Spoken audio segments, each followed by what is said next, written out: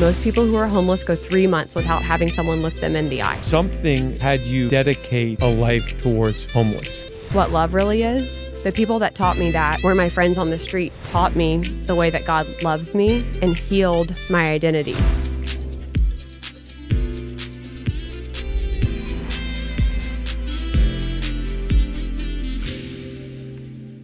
Welcome to the Alex Perry on Fire podcast. And today's guest is Elisabeth Jordan.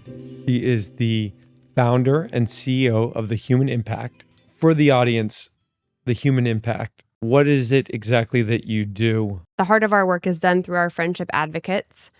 They're out every single day, Monday through Friday. They're on the streets. We're really unique in that we're actually going where people live. So we're meeting people under overpasses and on sidewalks. We're checking in on friends when we go out. We're making new friends. It's getting them the right mental health medication. It's accompanying them to Parkland to have an appointment, a medical appointment that they're scared to do on their own. It's when someone's sick, we show up in the hospital. It's helping someone get ID. It's helping people reconnect with their families. That's the deeper work that we do with people who are on the healing journey and are ready to take those active steps. How I met you was through the Schefflers, who hosted an event, who brought to attention this incredible development that has on-site therapists, right, where you can take the homeless and put them in a community, and they have these resources in a particular location. And there's a lot of people from architects to builders to subs to... That's right. We're building our first small community just about 5 minutes south of downtown. Katie and Casey Plummer, they gave the land to us, and he's a real estate developer, and he's leading all of our development efforts. And we are raising funds to build homes that will be permanent homes for some of our friends coming out of homelessness. And then we'll also have on site people who've discerned a call to live missionally there. So it may be a family, it may be singles who choose to live there and actually be in daily relationship with the men and women who are coming out of this very traumatic background.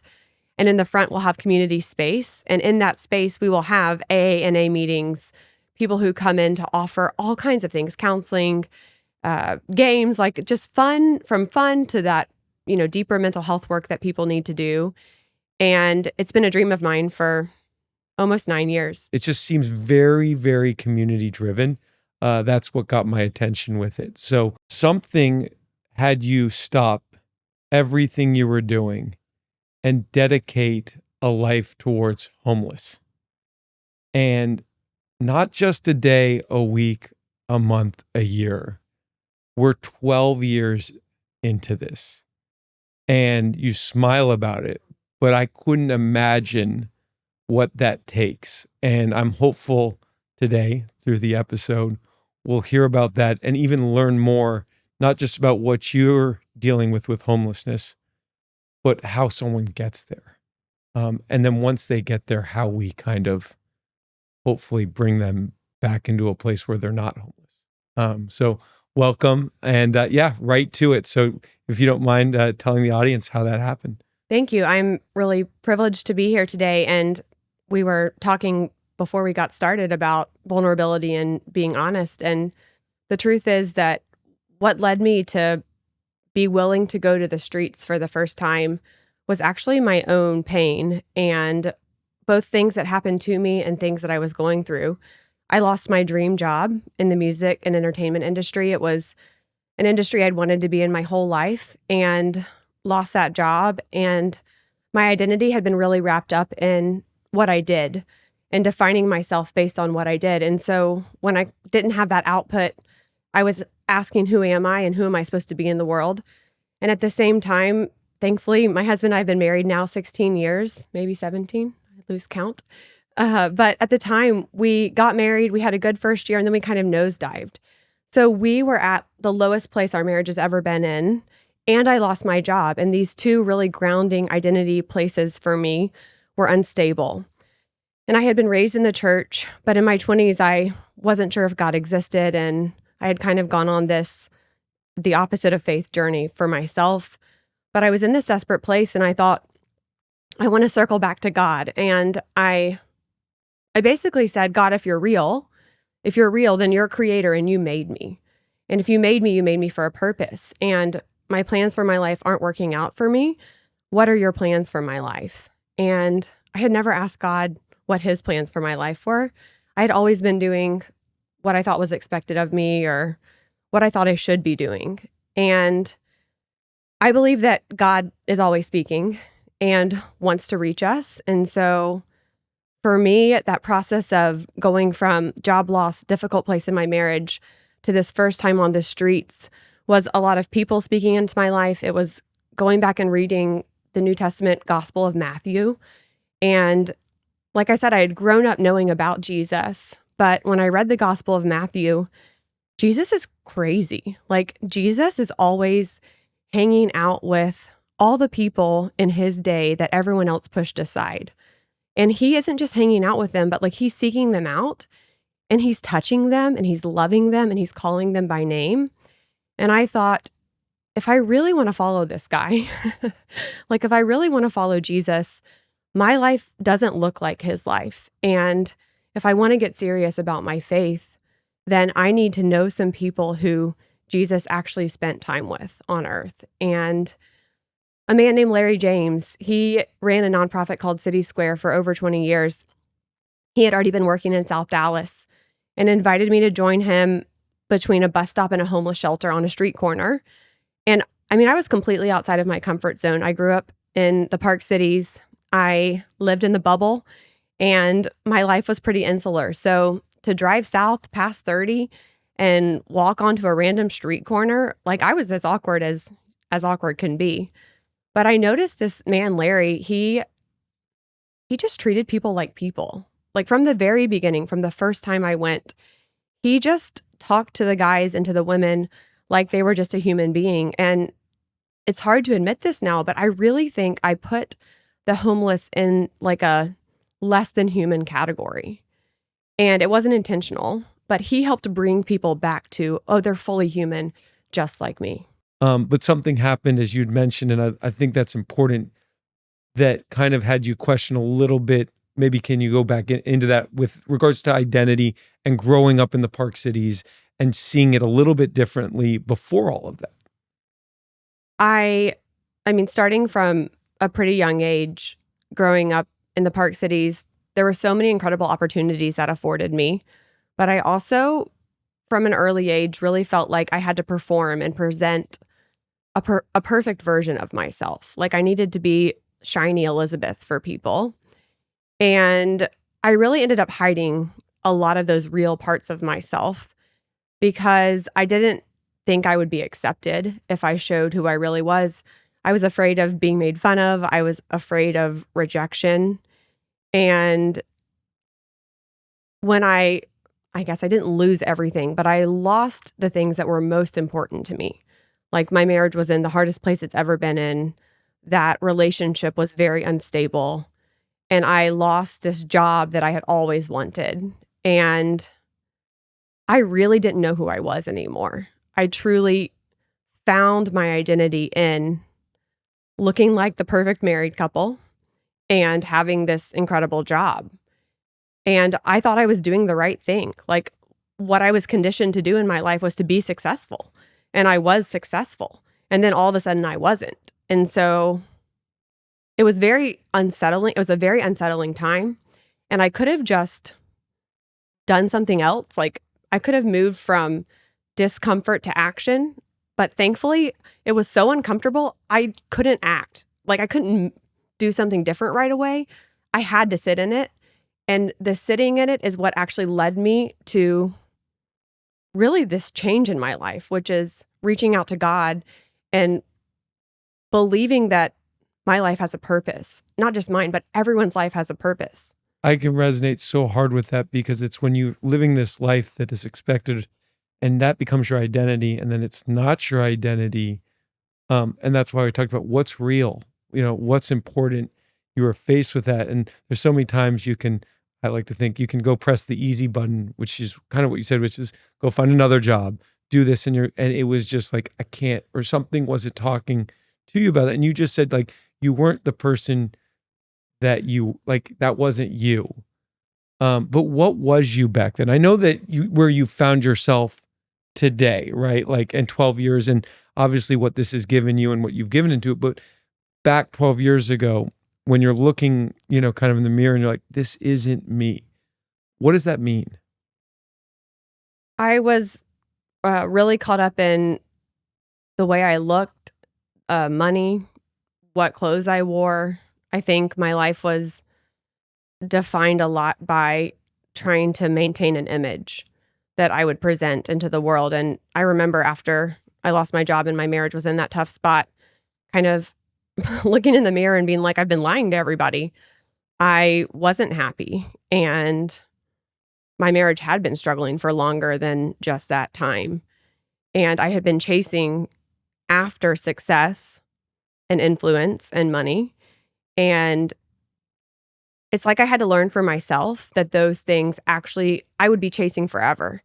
And one of the gifts I think of growing up in the Park Cities is watching people make a lot of money and it never being enough. Yeah, I mean, how fortunate is it you realize at such a young age, because people will chase that all the way up the ladder to then realize, wait a second, was this for me, or is this what I really wanted? And I always say this, not to say that some things are nice to have, nice vacations, material things, but what's the meaning behind it? What's the identity behind it? What's the purpose behind it? Related to identity, I felt like a broken person when I lost my job and when I was in that discernment process of what's next for my life. Like I really felt weak in a lot of ways. And when I first went to the streets, I still thought, even though I felt broken inside, I still thought I'm going to help them. It's my job to save them or fix them or rescue them.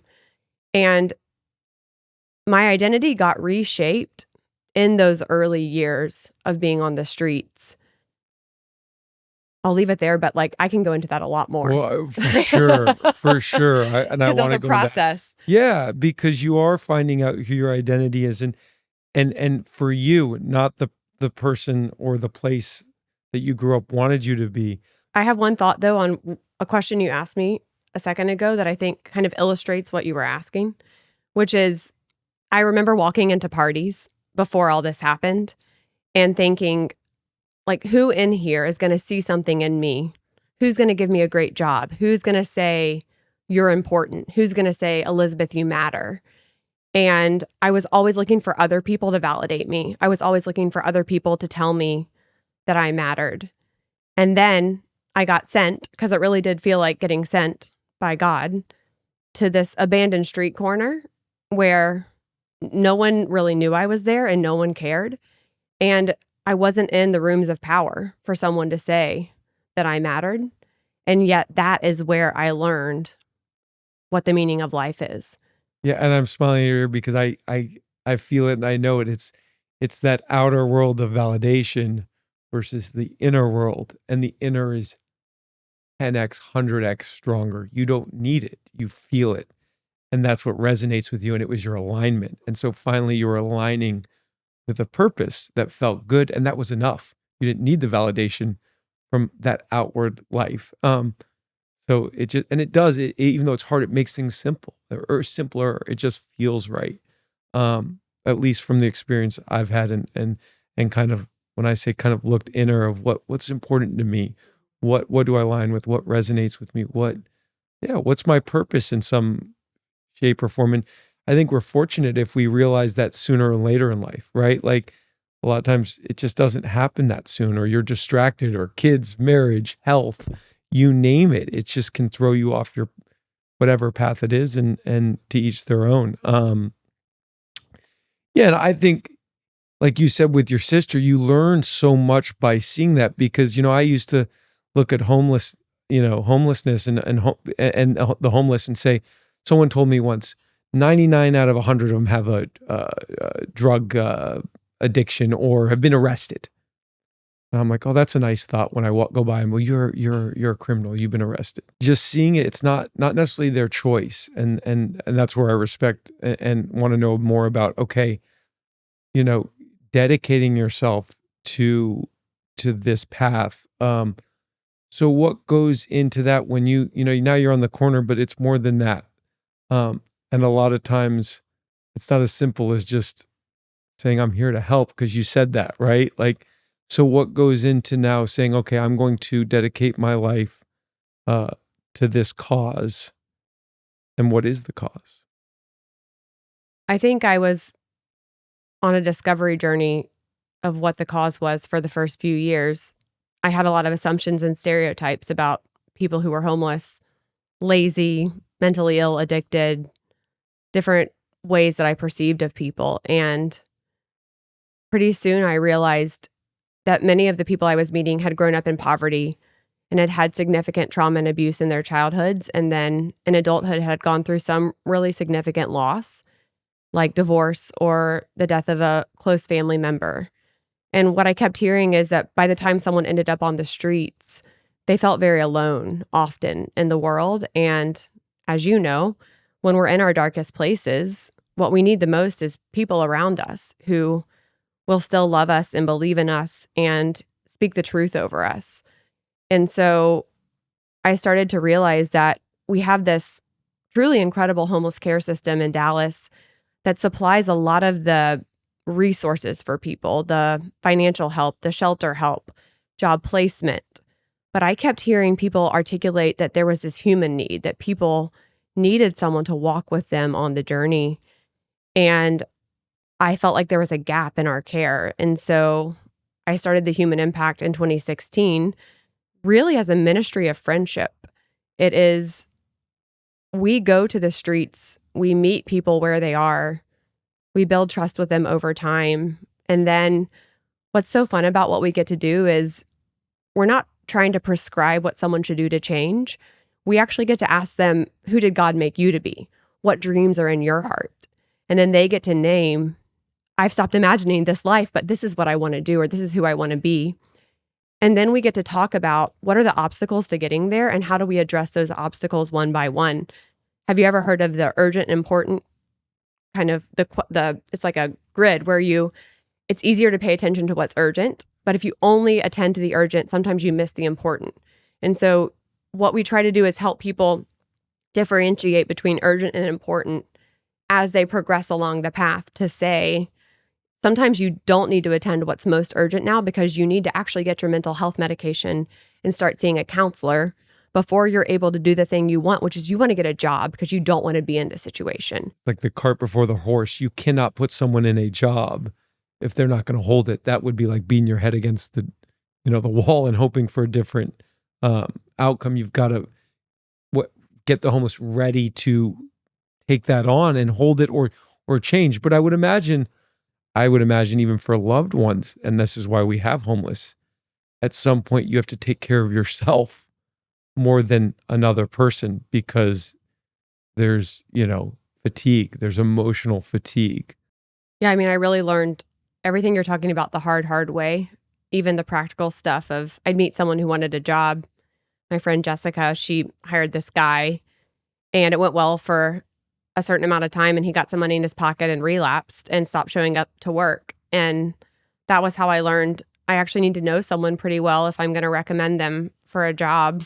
It's not about the quick fix. It's about actually having a relationship with someone and helping them take those steps when they're ready. But like we've talked about, not putting the cart before the horse in the steps that people are taking. As far as, well, what was your second? There was kind of more than one thing. How do you hold that? I mean, it would, to me, one person is an enormous amount of weight. Well, I think now I have a team of 15 people plus me. And I learned the hard way, all things I have to learn the hard way. I'm very stubborn. I learned how to separate and not take it home with me. And I also really resonate with what you're saying about families can get tired. And there's something Jesus says in Matthew 25. He says, I was a stranger and you welcomed me. Whatever you did for the least of these brothers and sisters of mine, you did for me. And I think Jesus tells us to welcome strangers because I think he knows that sometimes someone's burned a bridge with their family. And the only way that healing can happen is with a stranger, because it's really hard if a family member continued to choose as, say, addiction, to keep being there for them in the way that you want to be. But if I meet someone on the streets whose addiction has led them there, I don't go home with that person. They're not in my family. It doesn't cost me the same as it costs you with your brother. And I think that sometimes healing has to happen between strangers who become friends for that repair with the family to then happen. And we've seen this a lot. We get to love people, and there are a couple of things that we do. We show up consistently. We have good boundaries, and we stick with people for as long as it takes. So we've had a lot of our friends who fire us for 3 or 6 months, but we just keep showing up and they come back around. And like I was learning in those first couple of years, I think people are learning what love really is and how to receive love. And that's what I had to learn in those first couple of years, which is really how my identity got healed, was by believing I was lovable as I was and really receiving that love. And the people that taught me that were my friends on the streets, because this was the first time in my life I could show up just as Elisabeth, and no one cared if I was wearing makeup or what clothes I had on or what car I was driving. They just cared that I showed up and was there, and they loved me so completely for me. And they really taught me the way that God loves me and healed my identity. So many times, I think it's reframing how you see things. And it's almost like you can go left, you can go right. And you've said it in the podcast, these are friends on the street. It's a different way of seeing it. How, for the audience listening, is the best way to kind of relate to that, or just see, as you said, and we've talked about it, looking someone in the eyes, giving them a wave, recognizing them, and not seeing them as something maybe society has pushed on us to believe, but seeing them in a different light? Larry James, who initially invited me to the street, he called them his neighbors. And that was I was kind of like, you mean homeless people are your neighbors? Like, I did not understand how he could think of them that way. The reason that I call them my friends on the street is because we have relationships now. And when you build when you build trust with someone, and there's a mutuality to that. So it's not just me offering something to the people I meet, but it's me being open to also receiving from them. We say we go without material goods. We say we go with open hands. And my friend Brad, who works with me, has helped me to understand, even though I've never brought stuff, he's helped me to understand that when we go with open hands, it's actually a posture of receiving. And the men and women that you see on the sidewalks are as fully human as you and me. They have families. They have held jobs. Some of them may still hold jobs. They have stories. They have rich lives before what you're seeing right now. And now knowing them, like, you know, for the people who do want to come meet people, if you actually want to come with me, once you meet them, you can never think of them the same way again. And that's the main thing people say the first time they come is, I know you told me they were fully human, and people aren't saying it quite this crass. I'm just going to say it the way that I think it is. But now I believe you. They're just people like me. Yeah, and I feel that. And I kind of love the anonymity. How do you say that? Anonymity. Anonymity of doing something because I have pure passion without them knowing, just Elisabeth. Right. There's a lot of power to that.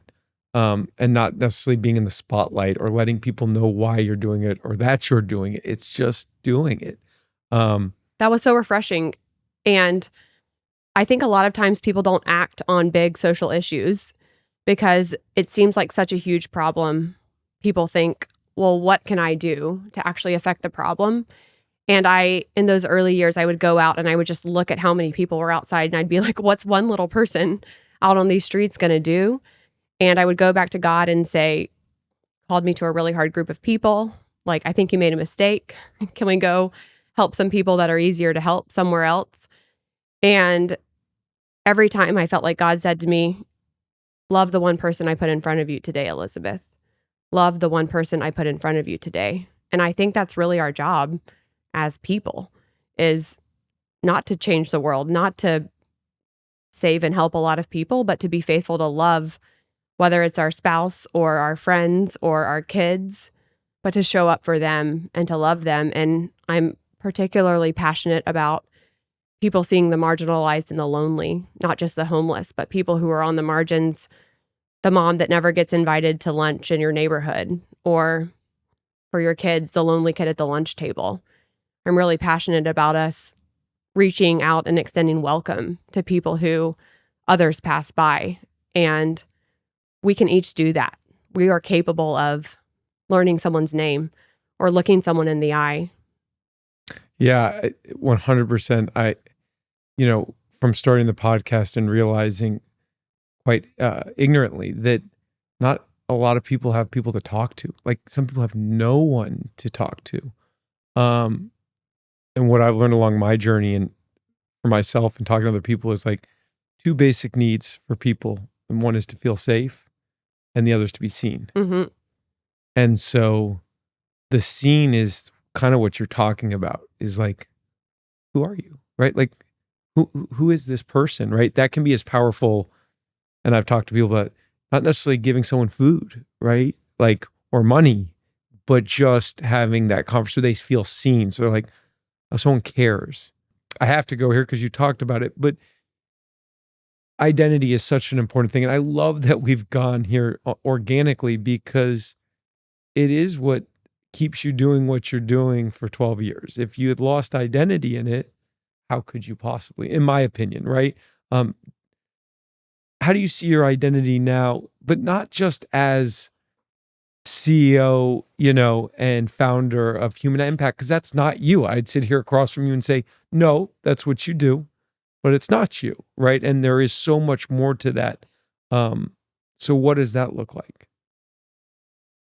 My identity, I don't know another way to say it, has been really firmly rooted in that I really believe God is real, and that I think God handcrafted every human being and really loves us. And I also really love God. And even if I didn't get to do this work anymore, my identity is secure, because I've thought through all this, like, people think the world's on accident and people get to choose what they want, but there's too much. Well, one, there's too much meaning in life, and there's also too much suffering. And if I were to choose to believe that this is an accident, then I would look at my brothers and sisters on the streets and say, you just got the crap end of the deal and best of luck, but this is what life is for you. And so partly my experience says they're too beautiful and amazing people for this to be all that there is. There has to be more than this. And I keep going back to Jesus, but in Matthew 25, he not only says, I was a stranger and you welcomed me, but I was thirsty and you gave me something to drink. I was hungry and you fed me. I was naked and you clothed me. I was in prison and you visited me.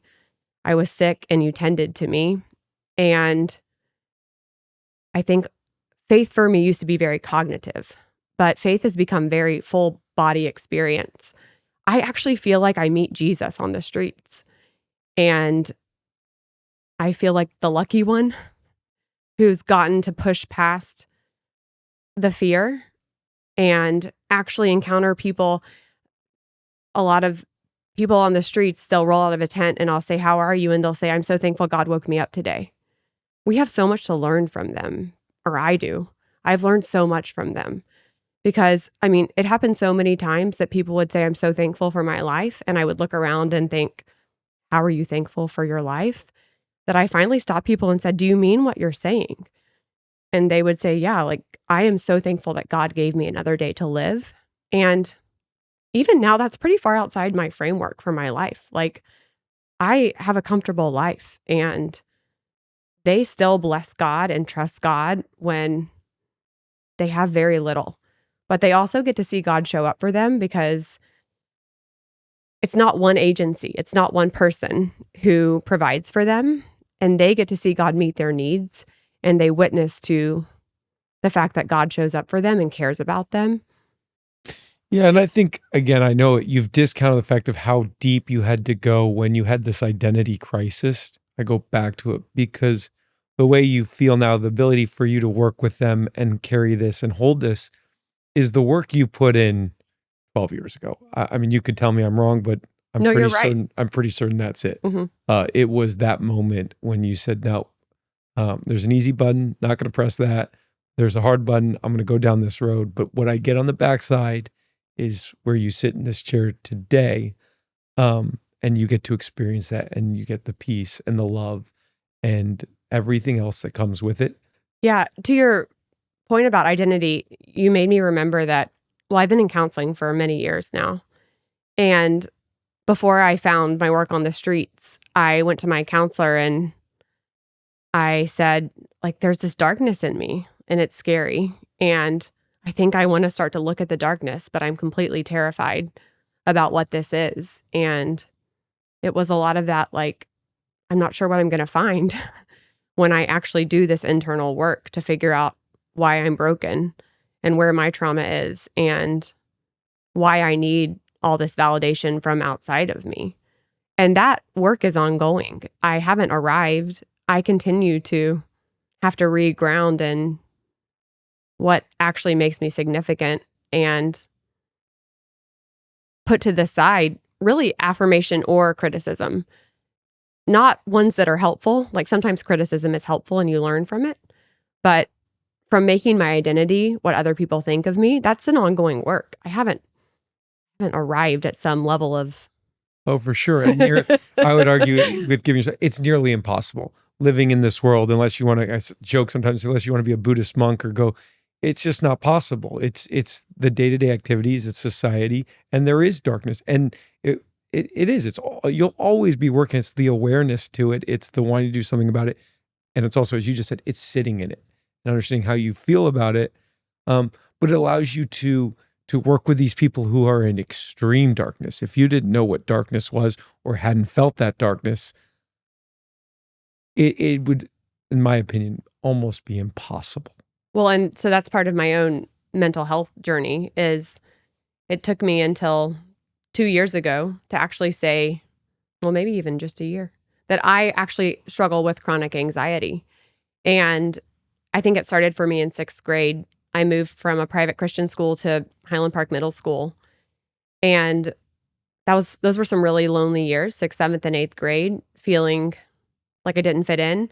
1, that I didn't fit in, and 2, I didn't know how to fit in. And then 3, I didn't really care about fitting in, but I was always aware that I was alone. And I really had very few friends during those years. And so even though I had all of this materially, I know what it's like to feel lonely and know what it's like to feel unseen. And so it's interesting because then going into a community that is socially isolated and lonely and is unseen, there's so much in my own story that resonates with the work that I'm now trying to do, which I think is part of how we heal ourselves. Yeah, 100%. And I used to say up until, which I'm still working on, if there was a picture of high functioning anxiety in the dictionary, you would have seen me as big as it gets. And I'm reading about it one day and I'm like, me, over the top, me. And I actually dismissed it for so long because I'm like, well, it makes me this great real estate professional and I get a whole lot done. And again, society encourages this. And I've almost seen like I was so anxious that I normalized anxiety. So it was actually would have been the opposite. If I didn't have anxiety, something was wrong, right? So I found a way to feel so comfortable. I'm working with this today, literally today. And I'm wearing my Oura ring and I realized I wake up and the anxiety goes through the roof, like literally through the roof. And what happened, as I said, normally it would just stay like that until I went to bed and then that's fine. But I've learned now how to regulate it. And then when it comes down and spikes again, oh my God, it's 10x worse because you feel nauseous. I've never even felt what nauseous was. I'm like, I can't work. I can't take a phone. Like the weird stuff happens because it's all over the place. Um, but it only happened from becoming more conscious and being like, oh shit, this is not good, right? This is not a good way of living. This is what is expected of me. It doesn't align. All the kind of things you've talked about 12 years ago. I'm kind of in that place and why I can talk to you now and resonate and feel it. And I hope for the audience listening, I genuinely hope that you'll resonate with this, right? This, whether it's, I don't want to say being someone you're not, but this trying to fit in, again, whether you're younger, you just said it when you were in middle school, right? I mean, yeah, like that's where your traumas come from. And you have to go back there to understand that's where they started, in my opinion, to really fix them. Or you say fix, they're part of who you are. They got you to where you are today. Not necessarily fix, but like begin a healing journey. yeah, just heal that and understand that. And so, yeah, I really, really resonate. And you said it, I was going there anyways. And it's kind of the last part of it, because I think that's what the podcasts are about, or what you're doing. It's community, right? Like we talked when you came in here, weren't even live. And I was like, you said, why did you start the podcast? And I'm like, first thought was I wanted real conversations. I felt like I wasn't having real conversations. It wasn't the real me or whatever. And it wasn't to get out to the audience. It was just with my friends so that we could record something and be like, look where we're at. Look what we're talking about. It was the community aspect of it. And I think, and I am hoping, by having these conversations, you being vulnerable and real with where you were at with your family, yourself, it is, I talked about this with my brother yesterday. We were talking really deep last night about something. He had a great dinner, called me. It's like, I come over, I got to talk to you about something. It's just deep. And it's like, what allows for it is community. It comforts you. It allows you to have this, it's okay to talk about this, whether it's homelessness, which is something we don't want to talk about. Not ideal. We'd rather ignore it, or not admit it. Not fun. Or deep conversations, or loneliness, or having no one to talk to, or crazy amounts of anxiety. I genuinely think the way of talking about it and normalizing to the point where I can tell you I've got that problem. I have that problem. I am dealing with anxiety right now. You're 12 years in, and you just said it, like you're still admitting that there's anxiety that creeps in, and what do you do with that? Anyways, I could go on, but it is so refreshing. It's also like, that's the like we fall into the purpose of what this is all about. It's just real. I relate so much to the, like, anxiety is who I knew myself to be. And it drove me, and it probably made me successful in the ways that even success looked like in starting a nonprofit to long-term people experiencing homelessness.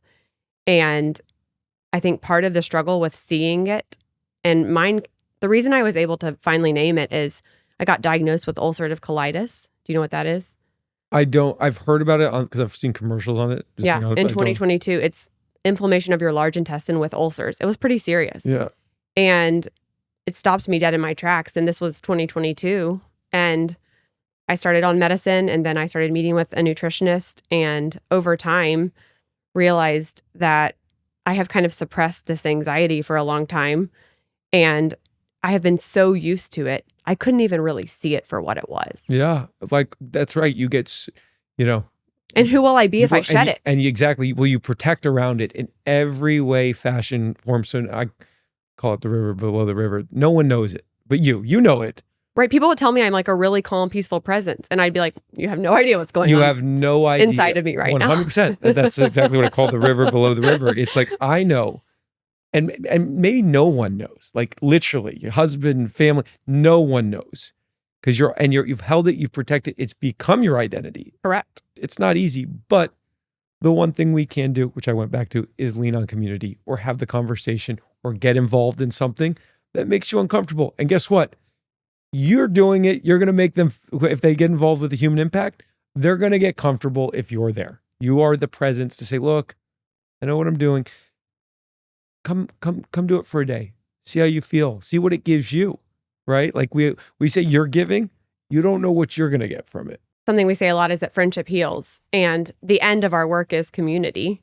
And so we've tried to create these spaces where, like you're saying, people who may feel afraid of people who are homeless can come, and it's sort of neutral ground. We have these meals we call Come to the Table, and we just all sit around a table and eat a meal together. They're really beautiful meals. But the last thing I wanted to touch on that we've talked about is this.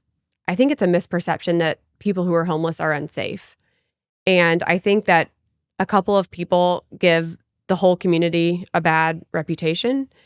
But what I've really found is that most people who are experiencing homelessness, they've been victimized from childhood.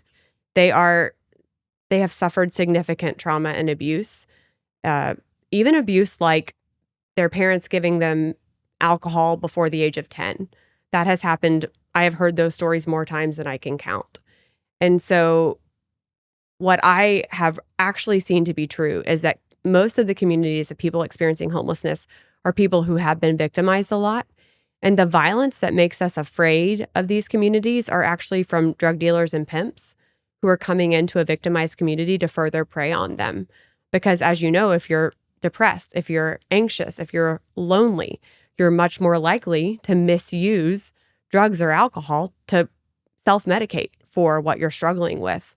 And a narrative I really would like to break down for people is this unsafe narrative. And I encourage people, the bar is low. Like, you can just make eye contact with someone. You can do this cool head nod or like a wave to someone. And you should listen to your intuition and gut. If you feel uncomfortable, if you feel like there's that spidey sense, don't approach someone. But there's a difference in our intuition and gut and actually fear. And I wish more people would do the hard work of figuring out, am I passing this person by or ignoring the problem because I'm afraid, or because truly my intuition is telling me this is not a safe situation? And if your intuition is telling you this is not a safe situation, you should listen to that every time. But if it's only fear, I just want to kind of like lower the bar and say, then don't even have a conversation, but look someone in the eye. Also, don't just do that with people on the streets. Look around for people at parties or people in your community who no one's talking to, and be courageous and go have a conversation with someone that you don't know. And as you know, everyone's going through something dark at some point in time. Like, sometimes we're the ones struggling and we need to be seen, and we need someone to come up to us and ask us how we're doing. And I just think that if more of us were to extend that kind of love to each other, like, I really believe that's what changes the world. I absolutely love that. And the simplest of, I remember less than a week ago, I was on the K Trail. There was a homeless person. I just looked them in the eye, just gave a little nod, gave a little nod back. And I didn't forget that. You know what I'm saying? And it made me feel good that, and I think if I just walked by and not recognized them for the next couple of hours, I would have been like, why did I do that? Like, I just recognized they're a person. And I felt safe. Exactly what you just said. I felt absolutely safe. It was just recognizing that they were there. They were a person, but they were just a person. The federal government and nonprofits, as much as these groups do for the homeless, I believe that until society changes the way we see, I think that this issue can actually only be solved when common people, regular people, choose to see people differently. Because it is such a widespread problem. There is no nonprofit or federal program, I think, that will actually solve this issue until we change how we see and look at people who are experiencing homelessness, which is the name, the human impact. Because most people aren't going to be called to go hang out under overpasses. I don't expect that. But everyone can look people in the eye. There's a statistic that says that most people who are homeless go 3 months without having someone look them in the eye. Wild. And go 6 months without hearing their name.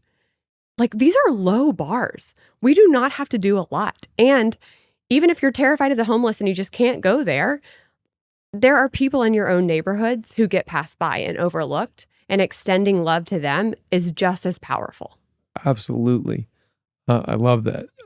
Go to the Human Impact website, look it up, donate, volunteer. As soon as I met you, I wanted you on the show, and and maybe Alex will come to the streets with me. Yeah, I think that's a call out, right? Like, I love that. That's a call out. Would I be uncomfortable? Yeah. But that's kind of what it's about. So I will commit to that. Yay. And report back to you. But pleasure. Thank you for being on the show. Thank you. Thank you so much for listening to this episode of Alex Perry on Fire. It means so much to me and the wonderful team that makes this all possible. I'm now passing the flame to you. Please follow, like, and subscribe so you can always stay up to date. Thanks again, and stay fired up.